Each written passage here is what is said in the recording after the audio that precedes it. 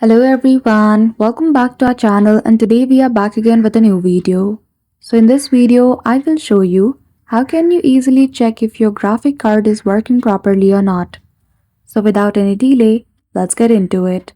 For that, firstly head toward your taskbar and right click on the Windows icon. From the menu, click on Device Manager. After that, in the Device Manager application, simply head toward your display adapter.